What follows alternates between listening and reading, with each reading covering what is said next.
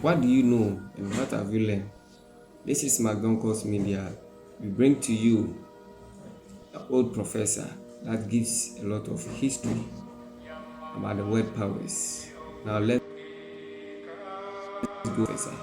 Thank you. The first world power in the world was Egypt. And they were supposedly to be the most richest country in the world. Even how much does it cost to build one pyramid? At least Egypt has 23 under the pharaohs.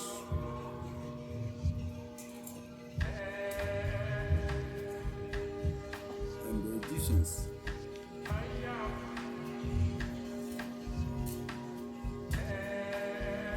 because of the drawing in the Red Sea,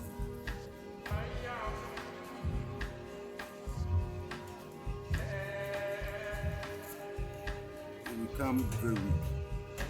And their power was taken from them by the Assyrians, which was supposed to be the second world power.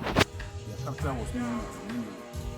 They were so wicked that when God sent his prophet Jonah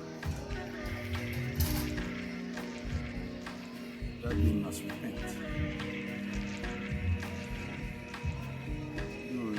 They repented.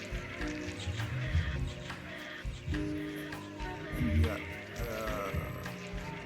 because of their wickedness, God took the power from them. And it was given to the Babylonians. The Babylonians started a small note from a village chieftain known as Hammurabi. Was able to gather so many people around. At the end of the day, he formed a powerful army and attacked Assyria under the help of the Medians. These Medians were the offspring of Keturah. God took their power from them and gave it to the Babylonians. Babylon became the most powerful nation in the whole world after Assyria. That was the third world power. And the fourth world power, there was a king in Macedonia. He was known as Philip. King Philip of Macedonia, a small country in Greece. Even the size of Ashanti,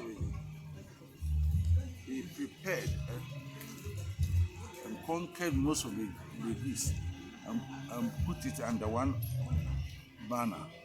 That's the great Greek army. Before he could start the war, he was assassinated and his son took over. The name of his son was known as Alexander. There was a time somebody brought a great horse to King Philip. I should buy his horse. That horse was very black. I've never seen a ferocious horse like that. No one can mount that horse. The king tried, he failed. The lieutenants tried, they failed. And Alexander looked carefully at the horse and said, "Father, buy it." He saw that the horse feared his shadow, and he directed the horse towards the sun. And Alexander mounted the horse, and he was able to mount that horse. he named that was Basiphorus.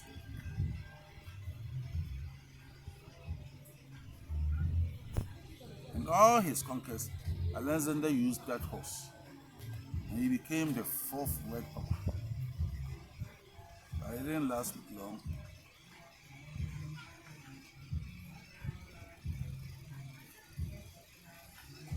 After Alexander came the Persians. Oh, no. The Persians were there before Alexander, because Alexander defeated the Persians, the great Persian army, and the great pass of Issos, because Alexander's army was 1 to 10 against the Persians. You know that he cannot stand against such great odds. So he took a very great stand in the pass of Issos, that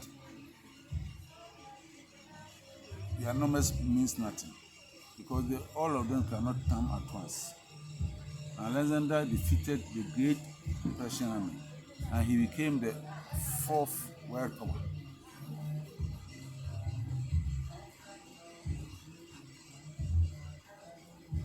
After the Persians, the great Roman Empire. The great Roman Empire under Julius Caesar and his successors, they controlled the whole world almost about 500 years.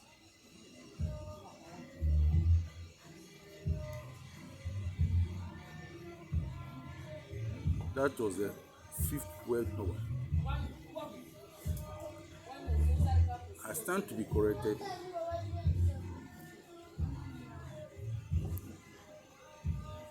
If there are some lapses in my saying, but I believe the Romans, they were strong like iron.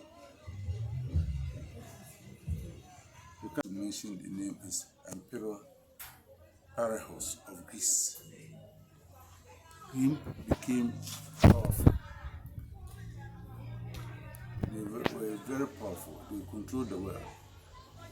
Rome controlled the world. So the Greeks thought the ancestor Alexander conquered the world.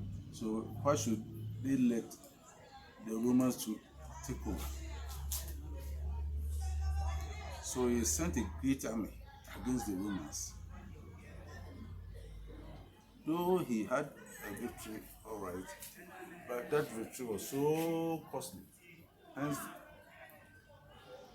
the term Pyrrhic victory. And it reached a time that there was a vacuum in world power. A vacuum in world power. So the Carthaginians and Romans, they were fighting for world supremacy. So the Carthaginians sent one of their greatest generals, known as Hannibal. He entered Rome and he fought against the Romans. The Romans could not stand him. And one of the greatest generals of the Romans, he was known as Scipio Africanus, taught a grand plan. Let us leave Hannibal here in Rome and let's attack Carthage itself. And the Romans attacked Carthage and succeeded in burning Carthage down. And Hannibal was called to defend Carthage. That way, they were able to defeat Hannibal. So they named that land after Scipio Africanus, hence the name Africa. Africa was named after Scipio.